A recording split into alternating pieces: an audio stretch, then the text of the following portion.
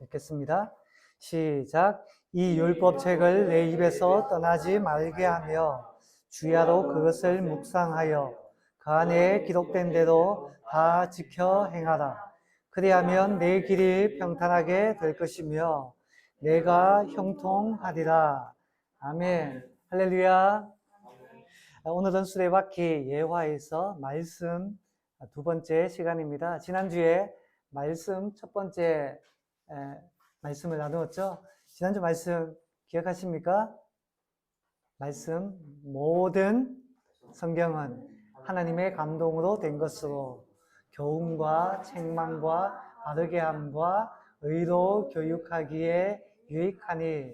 디모데후서 3장 16절 말씀. 아멘.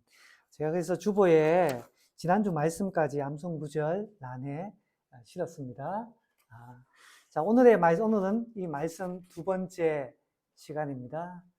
말씀과 기도는 하나님과의 관계에 있어서 대단히 중요한 것이죠. 오늘 본문도 이 말씀의 가치를 재확인하게 되는 말씀입니다. 우리 한 번 더 읽어볼까요? 시작. 이 율법책을 내 입에서 떠나지 말게 하며 주야로 그것을 묵상하여 그 가운데 기록된 대로 다 지켜 행하라. 그리하면 내 길이 평탄하게 될 것이며 내가 형통하리라. 아멘. 여기서 율법책은 당시로서는 모세 오경을 가리킵니다. 모세가 쓴 5개의 책이라 해서 창세기, 출애굽기, 레위기, 민수기, 신명기까지의 말씀이 사실 여호수아에 나오는 율법책인데, 오늘날 우리에게는 성경 전체를 가리킨다라고 여러분들 이해하시면 됩니다. 여기서 또 묵상하라라고 하는데, 묵상은 조용히 엎조리는 것을 뜻합니다. 주야로, 밤낮으로. 그러니까 말씀을 입에 달고 늘 마음에 새기라라는 뜻입니다. 또 다 지켜 행하라라는 말이 있는데, 이 말은 말씀을 편식하지 말라는 거예요. 편식하지 말라. 내 편의에 따라 골라서 읽지 말고 다 읽어야 되고, 골라서 쉬운 것만 순종하지 말고 이 말씀 다 순종하라라는 뜻입니다. 그렇게 하면 어떤 복이 있습니까? 우리의 앞길이 평탄하게 되고 형통하게 된다라는 귀한 약속을 주십니다. 이 말씀을 믿습니까? 하지만 이 말씀이 우리에게 더 깊이 다가오려면 여호수아 1장 이 말씀의 배경을 좀 더 살펴볼 필요가 있습니다. 1장에는 크게 3문장이 있습니다. 무엇이 있을까요? 첫 번째, 두려워하지 말라. 강하고 담대하라. 너와 함께 하느니라. 이 3개의 문장, 저는 그렇게 믿어요. 8절을 이해하기 위해 꼭 필요한 문장들입니다. 첫 번째, 두려워하지 말라. 이것을 왜 이해해야 되는가 하면 9절 말씀을 같이 한번 읽어볼까요? 9절 말씀 시작. 내가 내게 명령한 것이 아니냐. 강하고 담대하라. 두려워하지 말며 놀라지 말라. 네가 어디로 가든지 내 하나님 여호와가 너와 함께 하느니라 하시니라. 아멘. 두려워하지 말라라고 하는데, 이 말씀은 사실 말씀을 지키려고 하는 우리 삶의 환경과 관련이 있는 말씀입니다. 우리 상황에 대한 말씀이에요. 하나님께서 여호수아에게 뭐라고 하시죠? 두려워하지 말라라고 하십니다. 왜냐하면 여호수아가 지금 마음이 어때요? 두렵기 때문이에요. 그러니까 두려워하지 말라라고 합니다. 왜 여호수아는 두려울까요? 여호수아는 모세의 뒤를 이어 이스라엘의 지도자가 된 사람입니다. 그렇다면 모세는 어떤 인물입니까? 여러분 잘 아시죠? 모세 이름도 물에서 주 나이 주었다, 이런 뜻을 가지고 있는데, 애굽의 노예로 살던 이스라엘 백성들을 해방하여 약속의 땅 가나안으로 인도한 위대한 지도자가 이 모세입니다. 그런데 굉장히 파란만장한 삶을 살았어요. 히브리인, 이스라엘 백성을 말하죠. 히브리인으로 태어나 그때 당시 지배민족, 애굽의 왕자가 되고 또 그 왕자에서 광야로 도망쳐서 광야에 양치기가 되고 다시 이스라엘의 지도자가 되었으며 430년간의 이스라엘의 노예 생활에 종지부를 찍은 해방의 영웅이기도 합니다. 하나님은 모세를 향해 이런 용어를 사용했어요. 땅에서 가장 온유한 사람. 땅에서 가장 온유한 사람. 극찬 아닙니까? 누구도 모세와 비교할 수 없다. 라는 말이에요. 예수님의 산상수훈 중에 이와 같은 말씀이 있죠. 온유한 자는 복이 있나니. 뭐죠? 땅을 기업으로 받을 것이며. 땅을 기업으로 받을 것이며. 모세는 이 온유함으로 말미암아 어찌 보면 약속의 땅을 선물로 받은 것 같습니다. 물론 직접 들어간 것은 아니지만요. 만약 모세가 현대에 살았다면 부동산 재벌이 되지 않았을까? 모세는 파란만장한 삶을 산 인물이요. 이스라엘 역사에 있어서 가장 중요한 사람이고 구원의 대명사입니다. 율법을 대표하는 인물이요. 변화산에서 예수님의 좌우편에 구약의 인물들 두 사람이 나타나는데 그 중에 한 명이 바로 이 모세죠. 율법을 대표하는 믿음의 사람입니다. 하지만 이 모세에게 한 가지 아쉬운 점이 있는데 약속의 땅에 들어가지 못한 거예요. 그 앞까지는 인도했는데 들어가지는 못했어요. 이 남은 과업을 여호수아가 완수를 해야 합니다. 여러분, 위대한 일을 맡았다면 어떨까요? 행복할까요? 위대한 일을 맡았다면. 네, 행복하죠. 저는 두려울 것 같아요. 저는 과거 대통령 중에 우리가 IMF를 때에 대통령이 되신 분이 있어요. 근데 그분이 자택에서 당선 소감에 대해서 말씀해 보십시오 할 때 그분이 우셨어요. 나라가 어려움에 처했는데 당선되었다라고 박수치고 웃을 수가 없는 거예요. 그분이 울면서 인터뷰하는 그 장면이 마음에 찡하게 다가옵니다. 저는 위대한 일, 무거운 중책을 맡았다면 두려울 것 같아요. 제가 개척해서 될 그런지 모르겠습니다만은 제가 만약에 훌륭한 목사님의 뒤를 이어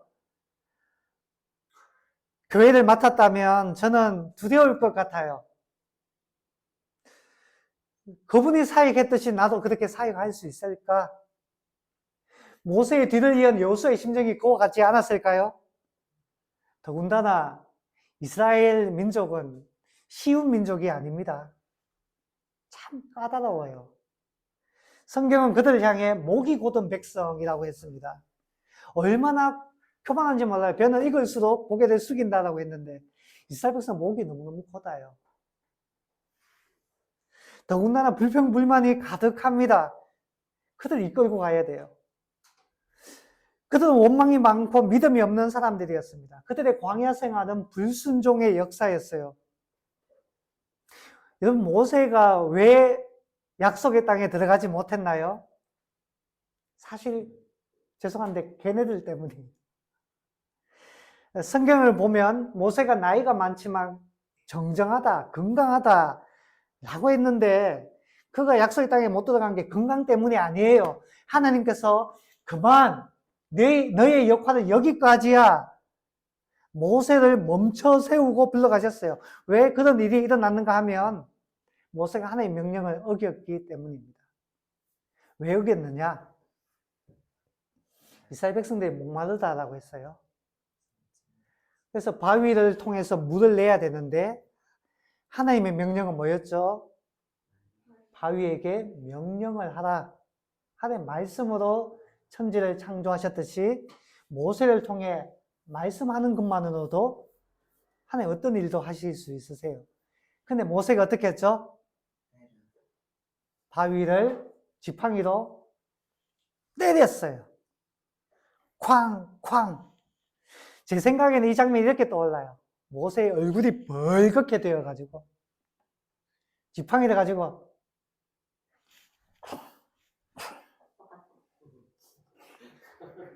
이렇게 때렸을 것 같아요. 여러분, 하나님께 반항을 하는 것입니까? 아니에요. 이스라엘 백성들이 못마땅한 것입니다. 못마땅한 거예요. 얼마나 모세에게 원망을 쏟아냈으면 모세가 화가 나서 못마땅해서 바위를 쾅쾅 때렸을까요? 민수기 20장에 잘 나오는데 물을 줘! 차라리 죽여라. 여러분들 화나면 엄마한테 이런 말 할 때가 있죠. 나 왜 태어나겠어? 나 왜 나왔어? 똑같은 말 합니다. 왜 이런 나쁜 곳에 데리고 왔어? 아무것도 없잖아. 애굽에서 잘 살고 있었는데. 우리 다 죽이려는 거지? 그런 거지? 죽이려는 거지. 제 말 그대로예요. 읽어보세요. 말을 해도 참 못되게 합니다. 그런데 이것이 그들의 일상이었어요. 일상. 진상이라고 했죠. 진상 중에 진상이 이스라엘 백성입니다. 모세가 너무너무 화가 나서 바위를 때린 거예요. 그렇게 하면 안 되는데 하나님 방법을 해야 되는데 모세도 이스라엘의 백성의 그 지도자로 섬기다가 넘어졌어요. 약속의 땅에 들어가지 못합니다. 여호수아 입장에서 이 사람들을 어떻게 이끌겠어요? 저 같으면 하나님 저는 못합니다. 저 못해요. 그런데 하나님께서 여호수아를 세우셨잖아요. 여호수아 이제 네 몫이야. 네가 해야 돼. 여러분 우리 인생에도 이와 같은 두려운 일이 있습니다. 피할 수 없는 일들이 있어요. 새 학기가 시작되면 새로운 선생님과 새 학우를 만납니다. 내가 좋아하는 내 마음에 속 드는 사람을 만날 수 있지만 그렇지 않을 수도 있어요. 취업하는 사람은 새로운 직장에서 새로운 사람들과 새롭게 일을 해야 됩니다. 두려워요. 목사들도 두려운 일이 있습니다. 새로운 교회에서 사역할 때 두렵습니다. 개척하면 두렵지 않나요? 아니요. 개척해도 두려워요. 이게 과연 교회가 될까? 하나님께서 우리를 사용하실까? 사람들이 이곳에 예배 드리러 올까? 두려워요. 요즘은 먹고 사는 문제로 고민하는 경우가 많습니다. 모든 물가가, 거의 모든 물가가 급격하게 올랐어요. 오르지 않은 것은 내 월급뿐. 아니, 월급이 오르지 않는 게 아니라 아예 월급이 사라져 버렸어요. 용돈이 사라져 버린 친구들도 있죠.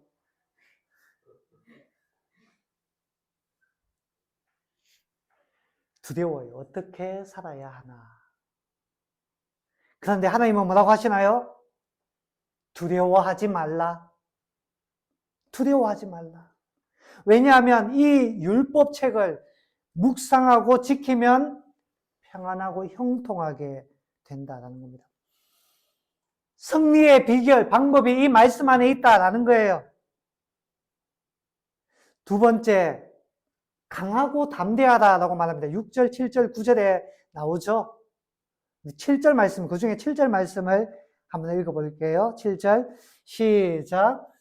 오직 강하고 높이 담대하여 나의 종 모세가 내게 명령한 그 율법을 다 지켜 행하고 우로나 좌로나 치우치지 말라. 그리하면 어디로 가든지 형통하리니. 아멘. 여러분, 이 말씀은 우리가 말씀을 지키려고 할 때 가져야 할 태도를 말하는 것 같아요. 태도.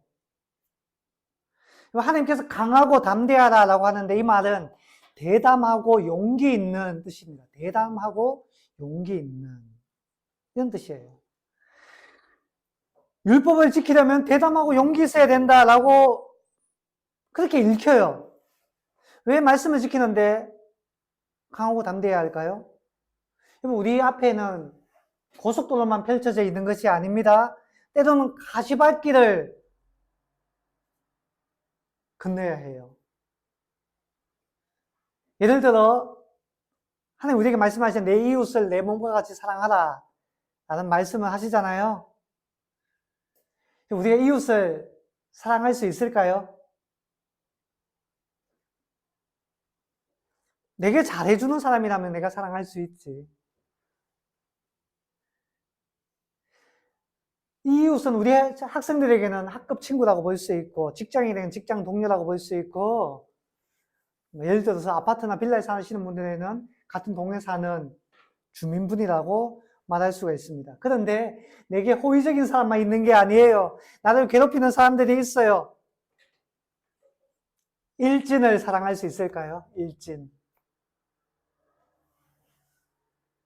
상습적으로 층간소음을 일으키고 새벽마다 망치질하고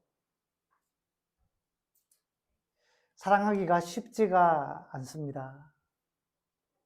말씀을 지키는 데는 강하고 담대한 마음이 필요해요. 강하고 담대한 마음. 여호수아는 어떤 상황에서 이 말씀을 마주했을까요? 평탄한 고속도로에서 이 말씀을 마주한 게 아니에요. 어려운 순간에 맞이했습니다. 여호수아가 마주한 어려운 상황, 강하고 담대한 마음으로 그 말씀을 지켰던 상황, 크게 세 가지가 있습니다. 세 가지만 나눌게요. 첫 번째, 요단강을 건널 때입니다. 3장에 잘 나옵니다. 여러분, 약속의 땅을 건너려면 넘어야 할 자연의 장벽이 있습니다. 천혜의 장벽. 그게 뭐죠? 요단강이에요. 건너야만 돼요. 요단강 원래 조그마한 시내인데 건너기가 어렵지 않은데 문제는 시기였어요. 언젠가 하면 곡식을 거둘 때라고 하는데 아마도 보리를 거둘 때였던 것 같습니다. 밀을 거둘 때. 그때 이 요단강은 어땠느냐? 범람할 때입니다. 왜 범람할까요? 요단강을 거슬러 올라가면 저기 디베레 호수, 갈릴리 호수가 있고 그 위에 헤르몬 산이 있습니다. 헤르몬 산. 만년설이 있어요. 겨우내 내린 눈들이 봄이 되면 녹잖아요. 그 녹은 물들이 갈릴리 호수로 흘러가고 그 넘쳐나는 물들이 요단강으로 넘쳐나는 겁니다. 범람하는 거예요. 이 요단강을 건너야 되는데 어떻게 건너야 할까요? 하나님께서 말씀하셨어요. 어떻게 건너야 되느냐? 언약궤를 맨 제사장이 그 발을 범람하는 요단강물에 발을 디디면 물이 끊어져서 마른 땅과 같이 되리라.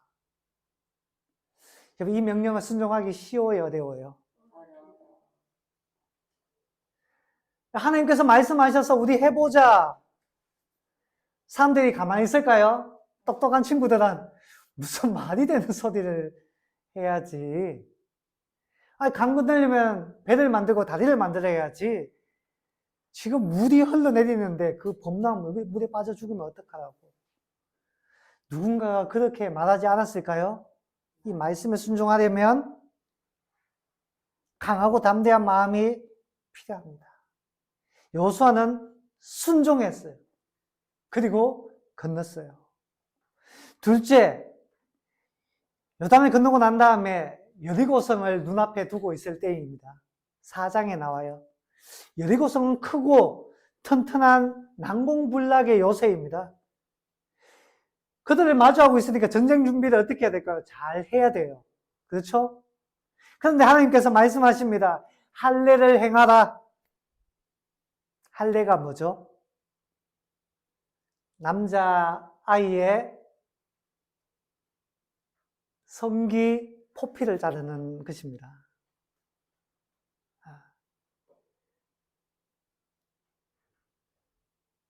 하나님의 백성임을 나타내는 외적인 표식이죠. 근데 그동안 광야를 행진하면서 40년 동안 아무도 할례를 못했어요. 광야에서는. 그런데 이제 하라는 겁니다. 여리고성을 눈앞에 두고 하라는 거예요. 여러분, 할례를 받으면 더 잘 싸울 수 있을까요? 아니요, 못 싸웁니다.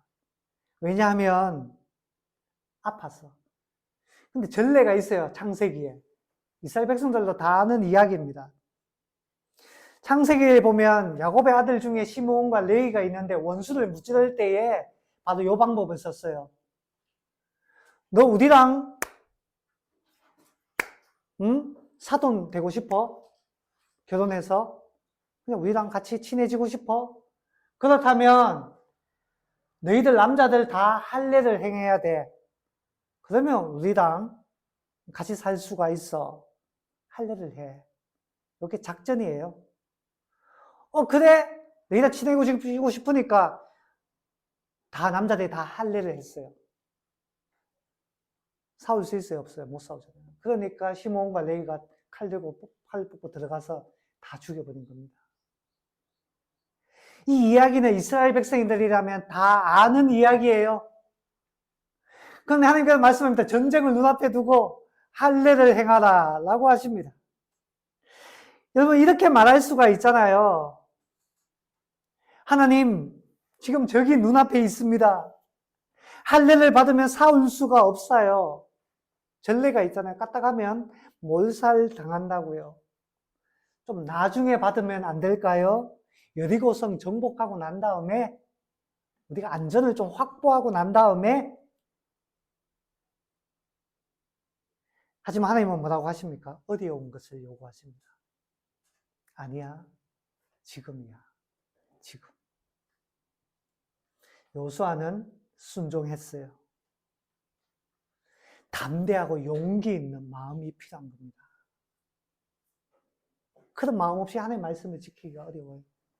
세 번째, 여리고성을 점령할 때입니다. 6장에 잘 나옵니다. 여리고성은 조금 전에 말했던 난공불락의 요새예요. 정복하려면 어마어마한 물량과 전략이 필요합니다. 그런데 하나님의 전략은 무엇입니까? 여리고성을 정복하기 위한 하나님의 전략. 네, 맞아요. 활과 화살을 준비하라, 사다리를 준비하라, 탱크를 준비하라, 그런 게 아니었어요. 성을 하루에 한 바퀴씩 돌아라. 마지막 날에는 7일 동안 도는데 마지막 날에는 7바퀴를 돌아라. 그리고 7바퀴 돈 다음에 어떻게 해요? 와, 외쳐라. 그러면 성이 무너질 것이다. 어떻게 이렇게 성을 무너뜨린단 말입니까? 그런데 성을 돌 때 하나님께서 한 가지 제시하신 조건이 있어요. 뭐죠? 성을 돌 때 말하지 말고 옆 사람하고 이야기하지 말고 침묵하며 조용히 성을 돌라고 했습니다. 저는 생각해 봤어요. 왜 침묵하라고 했을까? 제 나름대로 생각해 봤어요. 저 같으면 성을 돌면서 이런 생각이 들었을 것 같아요. 이거 돼? 이게 이렇게 하면 진짜 되는 거 맞아? 그러면서 물어봤을 것 같아요. 야, 우리가 돌았냐? 이렇게 성을 돌게.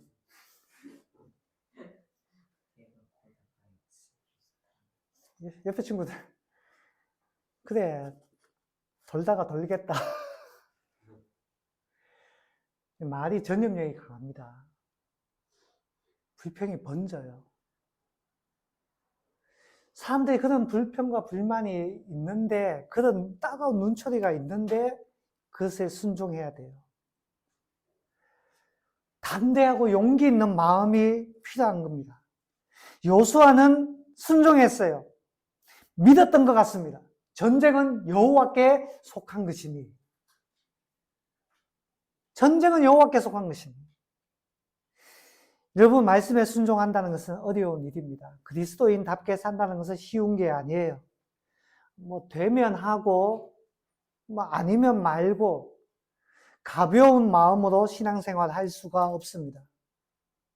마음을 단디 먹어야 돼요. 어려움과 난관에 봉착해도 누군가가 조롱하고 박해해도 때로는 내가 손해를 입어도 하나님 말씀에 순종하겠습니다 라는 굳센 마음이 필요합니다. 아니면 우리가 고난이 닥쳐올 때 우리는 뒤돌아서 버릴지 몰라요. 사실 저는 부끄럽습니다. 말씀을 준비하면서. 나는 얼마나 굳센 마음으로, 얼마나 강하고 담대한 마음으로 이 하나님의 말씀을 대하고 이 말씀을 순종하려고 했는가. 나를 돌아보니 부끄러운 게 너무 많은 거예요.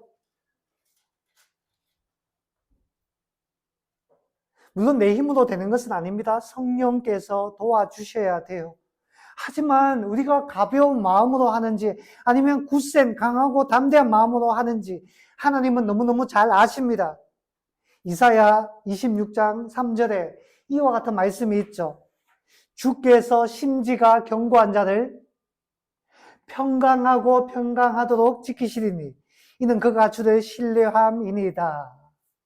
이사야 26장 3절 말씀. 언젠가 우리가 말씀을 배울 거예요. 암송할 거예요. 심지가 견고해야 된다. 마음이에요. 마음이 견고해야 된다. 여러분, 하나님 말씀에 순종하려면 강하고 담대한 마음이 필요합니다. 우리 마음이 그냥 흘러가는 대로 두지 말고 믿음의 도전을 해보면 어떨까요? 하나님 은혜를 체험할 수 있지 않을까요? 마지막 세 번째입니다. 너와 함께 하느니라. 우리 9절 말씀을 읽어볼까요? 9절 같이 읽습니다. 시작. 내가 내게 명령한 것이 아니냐. 강하고 담대하라. 두려워하지 말며 놀라지 마라. 내가 어디로 가든지 내 하나님 여호와가 너와 함께 하느니라 하시리라. 아멘. 여러분, 이 말씀은 하나님의 말씀을 지킬 수 있는 능력이자 축복입니다. 함께 하느니라. 함께 하느니라. 이 말씀은 여호수아에게 가장 필요한 말씀인 것 같아요.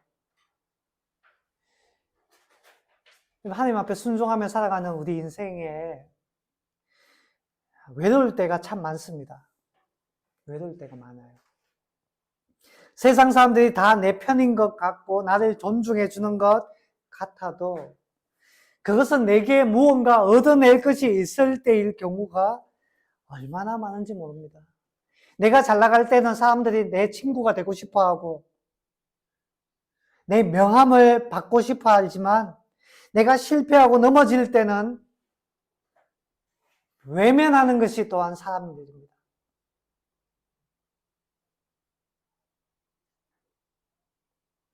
욥을 보세요. 욥. 동방의 의인이라고 불렸던 욥.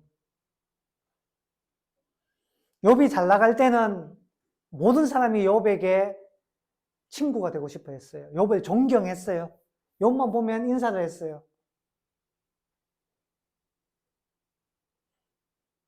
욥은 백성들을 다스리는 그런 사람이었어요. 성문에 앉아서. 그런데 욥이 모든 것을 다 잃어버렸을 때, 아무것도 남지 않았을 때 어떤 사람도 남지 않았습니다. 심지어 욥의 아내조차 욥을 버리고 떠나가 버렸어요. 우리는 외롭습니다.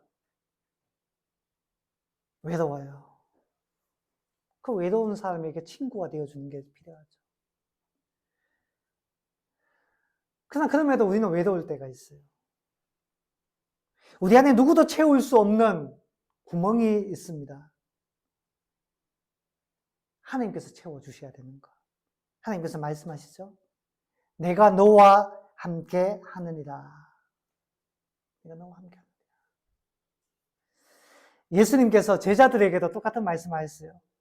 제자들에게. 내가 너희를 고아와 같이 버려두지 않고 너희를 영접하리라.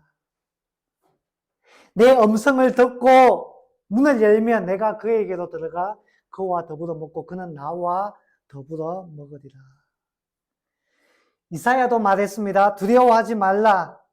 내가 너와 함께 함이니라. 놀라지 마라. 나는 내 하나님이 됨이니라. 다윗도 고백했죠. 내가 사망의 음침한 골짜기로 다닐지라도 해를 두려워하지 않을 것은 주께서 나와 함께 하십니다.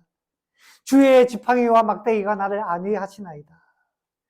사도 바울도 말했습니다. 주께서 내 곁에 서서 나에게 힘을 주시면 내 곁에 서서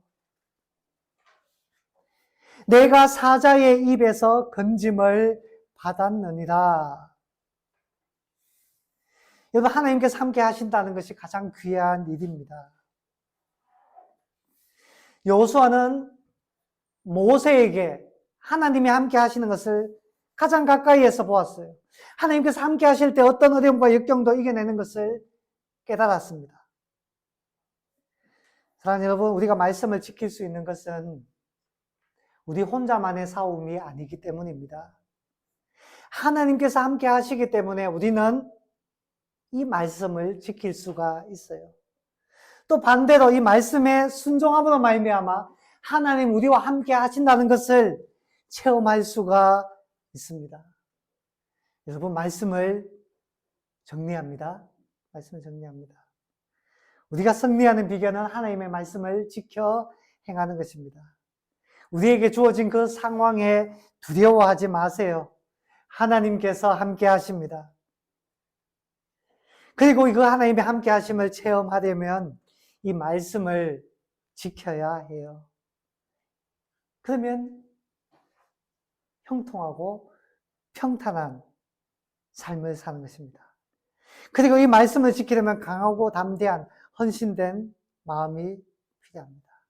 사랑하는 여러분, 하나님을 믿고 헌신된 마음으로 이 말씀을 지켜 행함으로 형통한 삶을 누리는 저와 여러분 될 수 있기를 주님의 이름으로 축원합니다. 아멘.